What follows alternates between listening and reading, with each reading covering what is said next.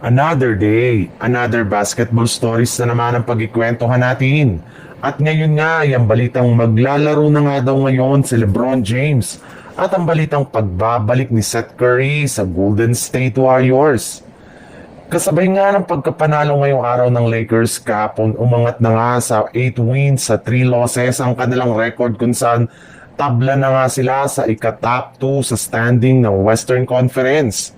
Maliban nga sa pagkapanalo ngayong araw ng Lakers ay may ibinulga rin naman ngang napakagandang balita ngayong araw ang kanilang head coach na si JJ Redick matapos nitong sabihin sa kanyang interview na sumama na nga daw si LeBron James sa ginagawang practice ngayon ng mga players ng South Bay Lakers.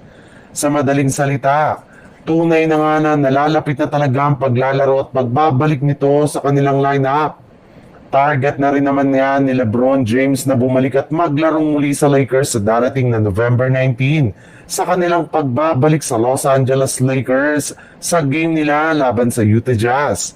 Since nga nasa road trip ngayon ang lahat ng kanilang mga teammates ay sumasama muna nga ito ng mga players ng South Bay Lakers sa mga nagdaang araw.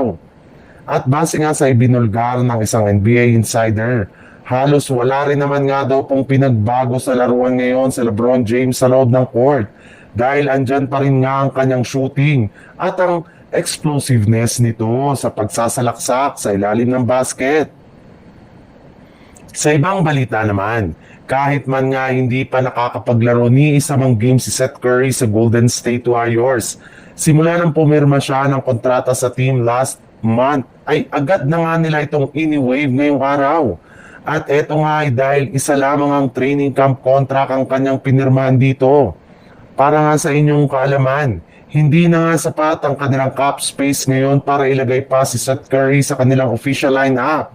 At kapag ginawa nga nila yan ngayon ay magkakaroon nga sila ng luxury tax na siyang pinapataw ng NBA kapag lumagpas na sila sa cap space na inilaan lamang ng liga sa bawat kupunan. Kaya upang maiwasan nila ito, ay kailangan nga nilang tanggalin si Seth Curry sa kanilang lineup bago mag-umpisa ang regular season. Pero hindi rin naman nga dapat mag-alala dito ang mga fans dahil nasa plano nga nila noon pa na kunin ito ulit sa katapusan ng Nobyembre kapag tumaas at naragdagan ng muli ang kanilang cap space ngayong season.